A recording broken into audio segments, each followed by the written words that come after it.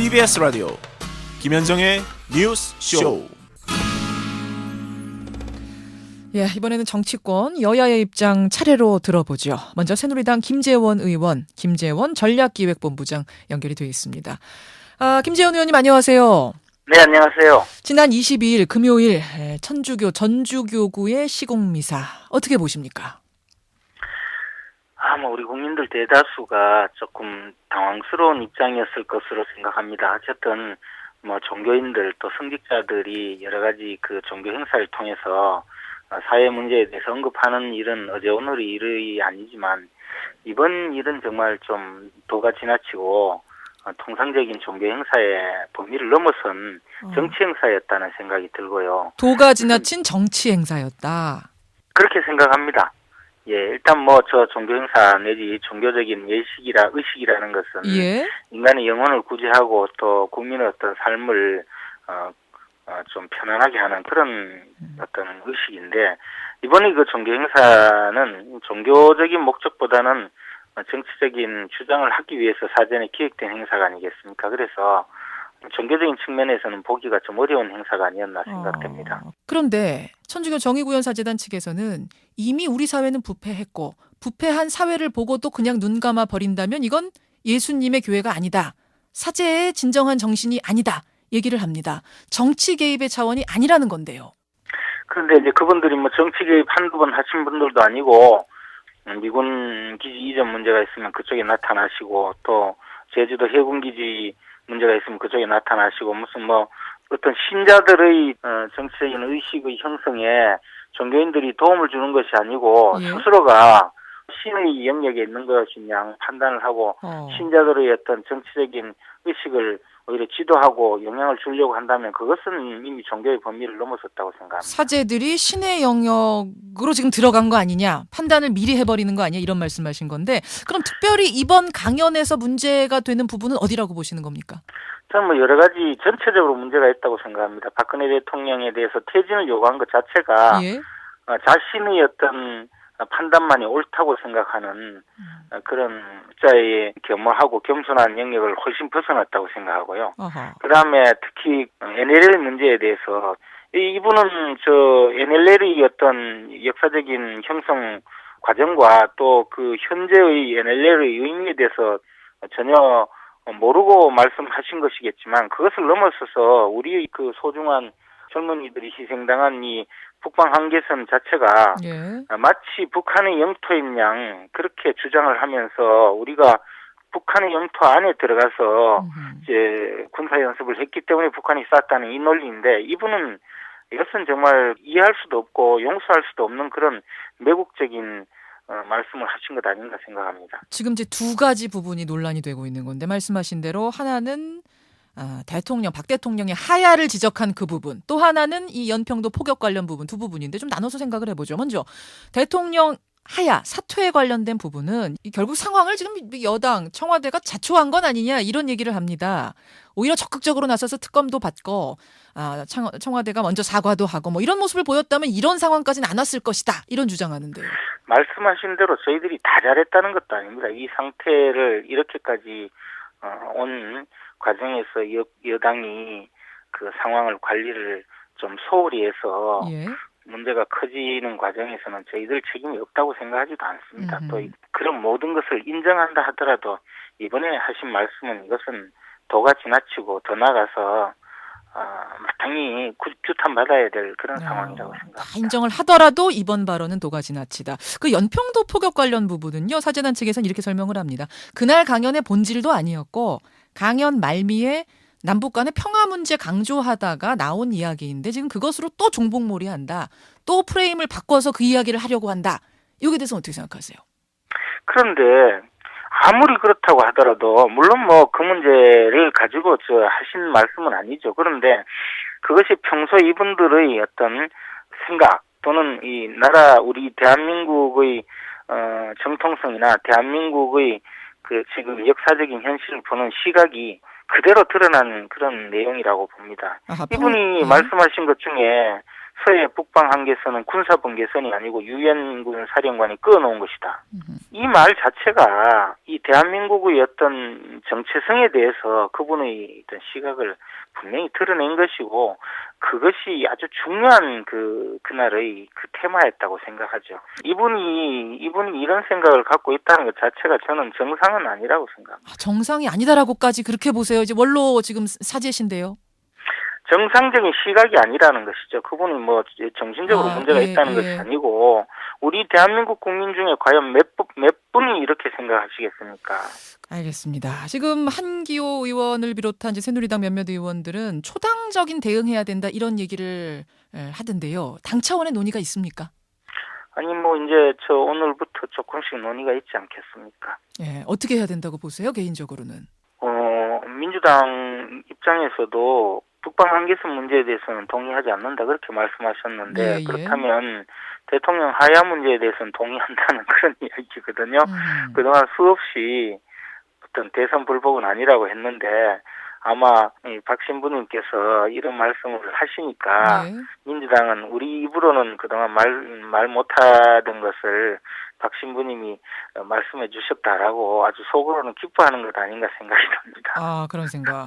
그런데 김재원 의원님, 이게 뭐 전주교구의 박창신 신부님 발언 하나의 문제가 아니라 지금 분위기를 보면 천주교의 다른 교구에서도 대통령 퇴진을 이어갈 계획이라고 하고 다른 종교에서도 같은 움직임이 나올 것이다라는 얘기가 들리는 상황입니다. 이 분위기가 확산이 계속되진 않을까요?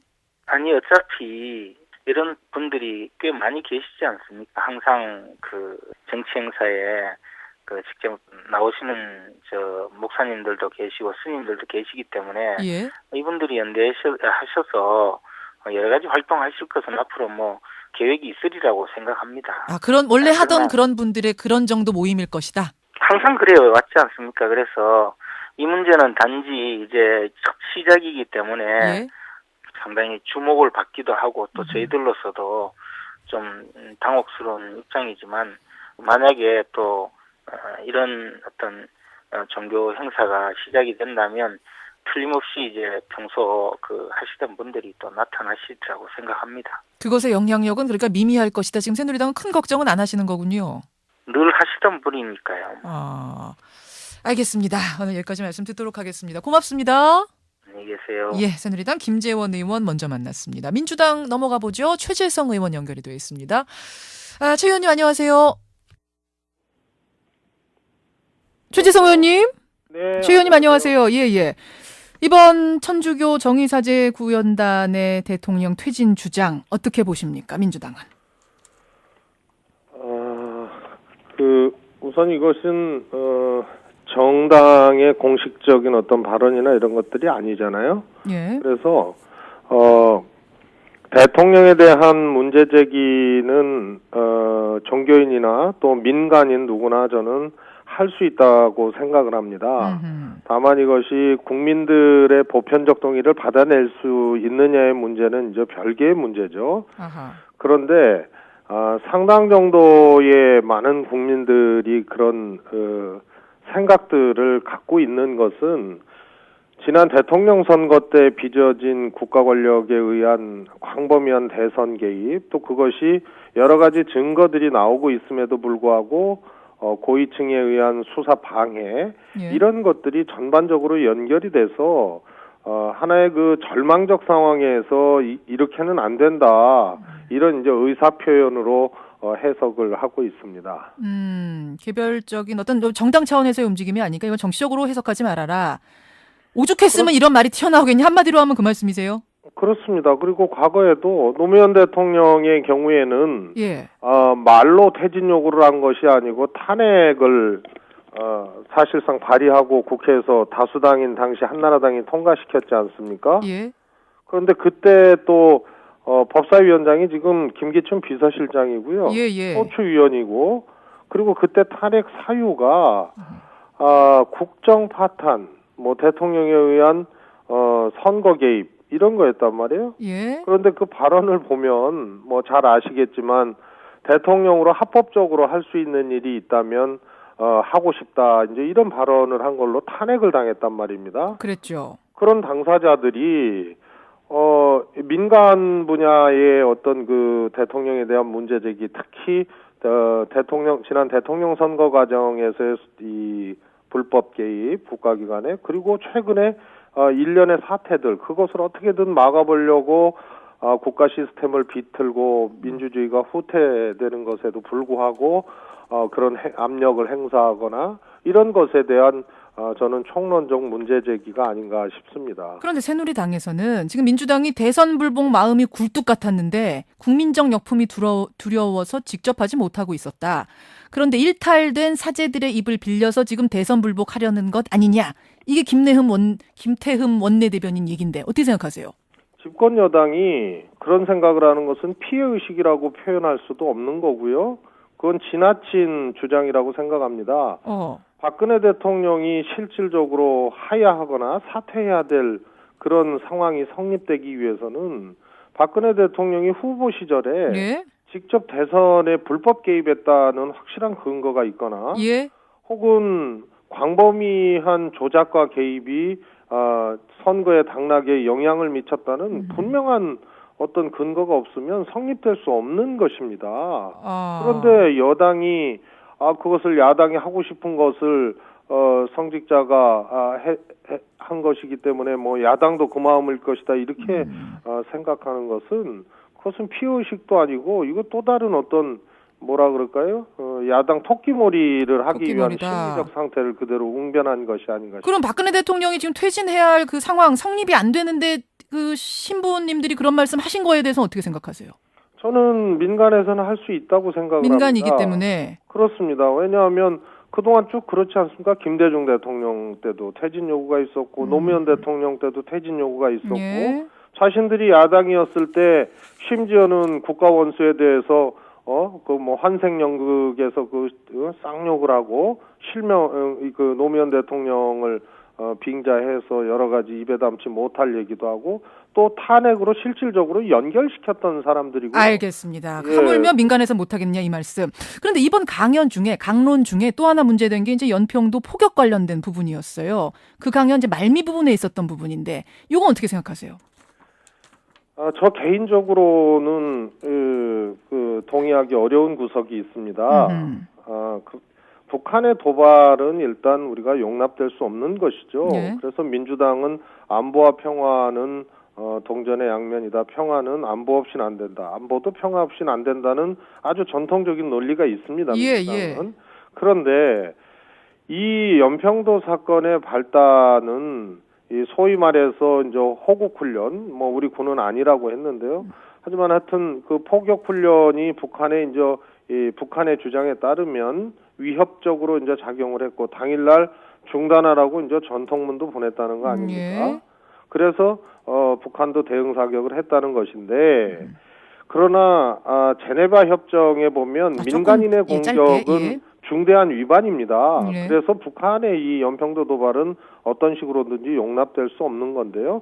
박신부 발언은 종북몰이의 역사와 문제점을 강론하시다가 이 종북몰이가 현재 집권당에 의한 아주 의도적인 역사를 갖고 있다라고 하면서 일사례로 연평도 문제를 얘기했던 것이죠. 앞에 부분에서 얘기하신 그 박신부님의 오해라고 했던 부분, 그걸 이제 믿고 싶다는 말씀이시고요.